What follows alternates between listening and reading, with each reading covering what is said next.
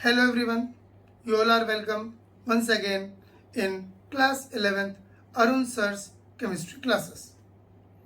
We have been studying chemical bonding since last video. I have started with examples of hybridization.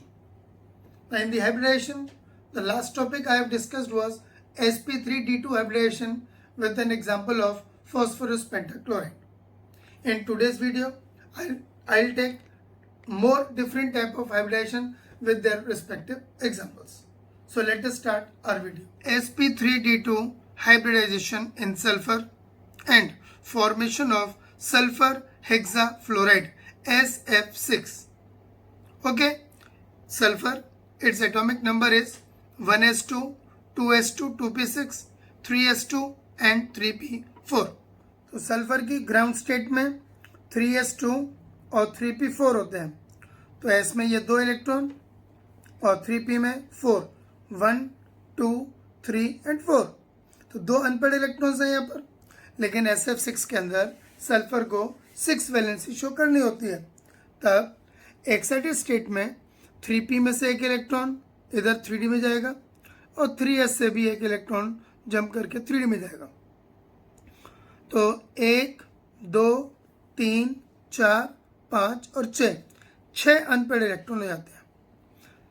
Orbitals देखें तो एक s का, 3 p के और 2 d के. तो these 6 orbitals will undergo intermixing hybridisation to form 6 sp3d2 hybrid orbitals, and the state is known as sp3d2 hybrid state. So 1, 2, 3, 4, 5 and 6 hybrid orbitals are there of sulfur.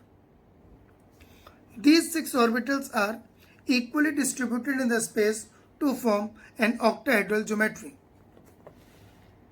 तो यहाँ centre में sulphur होगा, 1 orbital, 2, 3, 4, 5 and 6 in the shape of octahedron. तो ये 6 orbitals हो गए with all having equal angle called as 90 degree bond angle. अब ये हर ऑर्बिटल जो होता है वो फ्लोरीन के साथ बॉन्ड बनाता है. फ्लोरीन के p ऑर्बिटल के साथ ओवरलैपिंग करके इस तरीके से 6 बॉन्ड बना लेंगे, 1, 2, 3, 4, 5 और 6, और ज्योमेट्री हो जाएगी ऑक्टाहेड्रल और सारे बॉन्ड सिग्मा बॉन्ड होंगे. ठीक, तो हम इसको अगर थ्योरी में लिखें तो इन sulphur 1s, 3p and 2d orbitals intermixes to form 6 sp3d2 hybrid orbitals, and these are arranged which are arranged in octahedral geometry. Sulfur forms 6 sf sigma bonds and all sf bonds have same bond length. सारे के सारे bond जो होते हैं वो equidistant होते हैं, ये और ये. कोई इसके अंदर एलोंगेशन या बॉन्ड लेंथ चेंज नहीं होती है. Due to this reason SF6 is a stable molecule. भाई आपसे एग्जाम में क्वेश्चन पूछ सकते हैं, why SF6 is a stable molecule? Because it has all bonds in equal length. Next hybridization is sp3d3 hybridization in iodine and formation of iodine heptafluoride. Formula है इसका IF7. ठीक है कि नहीं? आयोडीन और इसके वैलेंस शेल का configuration होता है 5s2 and 5p5.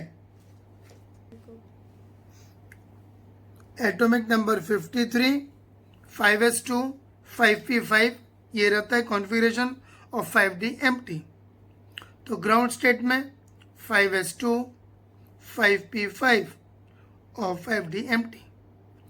Excited state में 5p से 2 इलेक्ट्रॉन 5d में जाएंगे और एक 5s से इलेक्ट्रॉन जंप करके 5d में जाएगा.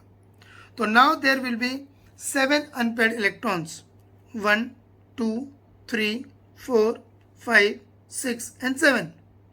तो 1s, 3p और 3d सब ऑर्बिटल में इंटरमिक्स होकर के जाएंगे sp3d3 हाइब्रिड स्टेट में, और वो बनाएंगे 7 ऑर्बिटल्स, और नए ऑर्बिटल्स का नाम होगा sp3d3 हाइब्रिड ऑर्बिटल्स, इस तरीके से। और ये सभी 7 ऑर्बिटल्स पेंटागोनल बाइपिरामिडल ज्योमेट्री में अरेंज हो जाएंगे। तो ये देखिए, ये एक रेगुलर पेंटागन बनेगा और 5 ऑर्बिटल यहाँ पर होंगे हाइब्रिड, 1, 2, 3, 4 और 5, और 2 परपेंडिकुलर होंगे उसके, एक above the plane of pentagon और एक below the plane of pentagon. Pentagon के अंदर जो एंगल होगा बॉन्ड का वो 72 डिग्री, और जो perpendicular to the plane of pentagon है वो होगा sp3d3 हाइब्रिड ऑर्बिटल्स। ठीक है कि नहीं? ये इस तरीके से 7 ऑर्बिटल्स बन जाते हैं। अब हर एक ऑर्बिटल जो है फ्लोरीन के साथ बॉन्ड बना करके ये कंपाउंड बना लेगा। सेंटर में आयोडीन और पेंटागन के हर कॉर्नर पर एक एक fluorine, above and below the plane एक एक फ्लोरीन। तो सिग्मा बॉन्ड 7 बन जाएंगे, 1, 2, 3, 4, 5, 6 और 7, और सब के सब बॉन्ड जो होंगे वो सिग्मा बॉन्ड होंगे। ठीक है कि नहीं? इसमें जो पेंटागन के अलोंग जो बॉन्ड्स हैं उनको बोलते हैं हम इक्वेटोरियल बॉन्ड्स, और perpendicular to the plane of pentagon है उनको बोलते हैं हम लोग एक्सियल बॉन्ड्स। अब इसी को थ्योरी के फॉर्म में बता रहा हूं कि इन iodine 1s, 3p and 3d orbitals intermixes to form 7 sp3d3 hybrid orbitals, and these orbitals are arranged in pentagonal bipyramidal geometry. Okay, and iodine forms 7 IF sigma bonds, which all are having equal bond lengths, and due to this reason also IF7 is a stable molecule. सिर्फ एक PCl5 ऐसा था जिसमें के axial bond की bond length equatorial bond से ज्यादा थी, तो PCl5 was a little bit reactive molecule. तो यहाँ पर आकर के हाइब्रिडेशन का कॉन्सेप्ट खत्म हो जाता है। तो मैंने आपको कौन कौन से एग्जाम्पल बताया, देखो, एक sp हाइब्रिडेशन बताया, sp2 बताया, sp3 बताया, sp3d बताया, sp3d2 बताया और sp3d3 बताया। तो सारों के मैंने एग्जाम्पल्स एक एक करके आपको एक्सप्लेन कर दिए। अब हम आगे बढ़ते हैं। Types of covalent bond on the basis of polarity, on the basis of difference in electronegativity of bonded atoms. तो उसके बेस पर पहला बॉन्ड है non polar covalent bond. Non polar covalent bond का मतलब है कि जिसमें कोई पोलैरिटी नहीं है, और पोलैरिटी तब नहीं होती है जब दो एटम सेम हो और वो मिलकर के बॉन्ड बनाए। The covalent bond which is formed between two atoms of same electronegativity, ठीक है, दैट इज लाइक एटम्स और we can say similar atoms, that is called as non polar covalent bond. एक जैसे दो एटम्स के बीच में जो बॉन्ड बनता है वो होता है non polar covalent bond. The electron density is symmetrically arranged between bonded atoms. ठीक है कि नहीं? जो दो बॉन्डेड एटम होते हैं इलेक्ट्रॉन डेंसिटी इक्वली डिस्ट्रीब्यूटेड होती है, सिमेट्रिकली अरेंज्ड होती है। तो किसी भी एटम पर इलेक्ट्रॉन डेंसिटी ना तो ज्यादा होगी ना किसी और पे कम होगी। For example hydrogen molecule, fluorine molecule, chlorine molecule etcetera. अब H2 का एग्जाम्पल लिए, H और H के बीच में एक लोन पेयर, एक बॉन्ड पेयर इलेक्ट्रॉन है, दोनों की इलेक्ट्रोनेगेटिविटी सेम है, तो it will lie just between the bonded atoms, H single bond H, और इलेक्ट्रॉन डेंसिटी इवनली डिस्ट्रीब्यूटेड होगी between the two atoms. This represent you can say molecular orbital, or you can say electron cloud, or you can say electron density. तो like atoms के बीच में non polar covalent bond बनता है। Second है polar covalent bond. The covalent bond which is formed between to dissimilar atoms of different electronegativity is called polar covalent bond. Polar का मतलब ये होता है कि एक तरफ पॉजिटिव तो दूसरी तरफ नेगेटिव, ऑपोजिट चार्ज वाली चीजों को पोलर कहा जाता है। The bond pair electrons are always shifted towards more electronegative atom and due to which there is a development of partial negative charge on that atom. ठीक है ना? The bond pair electrons are shifted towards more electronegative atom which develops partial negative charge on it, while the other atom acquires partial positive charge. तो देख लीजिए, एक atom पे आ गया negative charge और एक एटम पर आ गया पॉजिटिव चार्ज। यही पोलैरिटी होती है। जैसे मैं एग्जांपल ले रहा हूं हाइड्रोजन क्लोराइड का HCl, very popular molecule H और Cl। हमें पता है chlorine is more electronegative than hydrogen, तो bond pair electron shifts towards chlorine, जिसकी वजह से क्लोरीन पर इलेक्ट्रॉन डेंसिटी ज्यादा है और हाइड्रोजन की तरफ इलेक्ट्रॉन डेंसिटी कम। तो ये देख सकते हो आप लोग, एक की शेप में हो गया यहाँ पर इलेक्ट्रॉन डेंसिटी। यहाँ दिख रहा है क्लोरीन की तरफ इलेक्ट्रॉन क्लाउड ज्यादा है और हाइड्रोजन की तरफ कम है, और it will form H single bond Cl HCl with chlorine having delta negative. ये पार्शियल को रिप्रेजेंट करता है, पार्शियल नेगेटिव पार्शियल पॉजिटिव। ये सिंबल डेल्टा है, ध्यान रखना, delta negative and delta positive. ठीक है, तो ऐसे सारे बॉन्ड्स जो होते हैं वो पोलर कोवेलेंट बॉन्ड होते हैं। HCl है, HF है, NH3 में होता है, H2O में होता है, इन सब के अंदर। अब एक इंपॉर्टेंट बात है कि हम ये कैसे कह सकते हैं कि कोई बॉन्ड कितना कोवेलेंट है या कितना आयनिक है।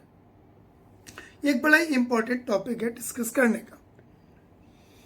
तो इसके लिए पॉइंट है, the extent of ionic character in a covalent bond depends upon the difference of electronegativity of the bonded two atoms.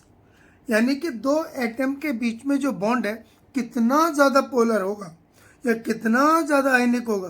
Polar मतलब आयनिक, वो इस बात पे डिपेंड करता है कि जो दो बॉन्डेड एटम है उनकी इलेक्ट्रोनेगेटिविटी का डिफरेंस कितना है। जितना ज्यादा डिफरेंस होगा इलेक्ट्रोनेगेटिविटी का, उतना ही पोलर कैरेक्टर ज्यादा होगा, उतना ही आयनिक कैरेक्टर ज्यादा होगा। Greater the difference in electronegativities of bonded atoms, greater will be percentage of ionic character in covalent bond, या greater will be the ionic nature। तो यहाँ पर एक मतलब रफ आइडिया है, रफ कैलकुलेशन के ऊपर बेस्ड, ठीक है कि नहीं, उसको हमेशा ध्यान रखिए। If the difference between the electronegativities is 1.7, तो वो बॉन्ड जो होगा एटम्स के बीच में 50% आयनिक और 50% कोवेलेंट। और अगर डिफरेंस जो है दो एटम्स के बीच में इलेक्ट्रोनेगेटिविटी का इज लेस देन 1.7, तो it will be mainly covalent, यानी covalent character predominates. And if difference of the electronegativities is greater than 1.7, then ionic character dominates, means ionic character will be more than the covalent character। ये बहुत important point है और ये value बहुत important है 1.7। चलिए भाई, हमें पता चल गया बॉन्ड पोलर है, हमें ये पता चल गया बॉन्ड नॉन पोलर है। ओके, अब हम ये कैसे पता करेंगे कि अगर कोई बॉन्ड पोलर है तो कितना पोलर है, उसकी पोलैरिटी की एक्सटेंट कितनी है। तो उसके लिए पैरामीटर है, एक टर्म है, बहुत ही इंपॉर्टेंट टर्म है, उससे बोलते हैं dipole moment. Dipole moment mu से रिप्रेजेंट करते हैं इसको, ठीक है कि नहीं, dipole moment that is mu. ये एक पैरामीटर है। अब इसकी एक प्रॉपर डेफिनेशन है डाइपोल मोमेंट की, वो है it is defined as the product of the magnitude of charge on any one of the atoms and the distance between them। यानी जब दो एटम्स के बीच में बॉन्ड बनता है तो उन दोनों एटम्स में से किसी भी एक एटम के ऊपर कितना चार्ज का मैग्नीट्यूड है वो लें हम, और उन दोनों एटम्स के बीच में डिस्टेंस कितनी है वो लें हम, उन दोनों का प्रोडक्ट कर दें. That product is known as dipole moment. Product of magnitude of charge on any one atom and the distance between them. That product is called as dipole moment. So mu is equal to E into D, where E represents charge on any one atom, और इसका जो order है, charge का जो order है, magnitude का जो order है, वो इस ऑर्डर में होता है 10⁻⁻10 ESU. ESU का फुल फॉर्म होता है electrostatic unit, and whereas d is the distance between the bonded atoms. और इसकी जो वैल्यू होती है उसका ऑर्डर है 10⁻⁸ सेंटीमीटर. तो जो भी वैल्यू आएगी 10⁻⁸ ESU इंटू 10⁻⁸ सेंटीमीटर इस ऑर्डर में आएगी. ठीक है कि नहीं? अब डाइपोल मोमेंट की एक प्रॉपर यूनिट है, ऐसा यूनिट ऑफ डाइपोल मोमेंट, वो होती है डिबाई, DEBYE, डिबाई. इसका सिंबल होता है कैपिटल D, और 1 डिबाई इज इक्वल टू होता है इन दोनों का प्रोडक्ट 10⁻⁻18 ESU सेंटीमीटर. अब बहुत से बच्चे कहेंगे कि सर चार्ज की यूनिट तो कूलम से होती है, ये इलेक्ट्रोस्टैटिक यूनिट है ESU. जब चार्ज स्टेशनरी होता है तो उसको हम ESU के टर्म में रिप्रेजेंट करते हैं, लेकिन मैंने यहाँ पे एक फैक्टर दे दिया है जो कि कूलम्स में कन्वर्ट करता है. तो this 1 debye is equal to 10⁻⁸ ESU centimetre, and that is equal to 3.335 into 10⁻30 coulomb metre. ये प्रॉपर ऐसा यूनिट में हो गया, चार्ज की यूनिट कूलम और डिस्टेंस की unit metre. Dipole moment mu is a vector quantity, और इसकी रिप्रेजेंटेशन हमेशा इस तरीके से होती है, एरो के फॉर्म में. ये एरो का हेड होता है ना, वो मोर इलेक्ट्रोनेगेटिव एटम की तरफ होगा, और टेल की तरफ ऐसे क्रॉस लगा देंगे यहाँ पर, वो लेस इलेक्ट्रोनेगेटिव की तरफ होगा. फॉर एग्जाम्पल जैसे HCl लिया हमने, तो H से Cl की ओर एरो होगा और H की तरफ कट लग जाएगा. इससे पता चल जाएगा कि chlorine is more electronegative than hydrogen. इस तरीके से हम पता कर सकते हैं. एप्लीकेशंस ऑफ डाइपोल मोमेंट, और उससे हम मॉलिक्यूल की ज्योमेट्री कैसे पता कर सकते हैं, और एक्सटेंट ऑफ कोवेलेंट बॉन्ड या एक्सटेंट ऑफ आयनिक बॉन्ड हम डाइपोल मोमेंट से कैसे एक्सप्रेस कर सकते हैं, वो हम नेक्स्ट वीडियो में कवर करेंगे.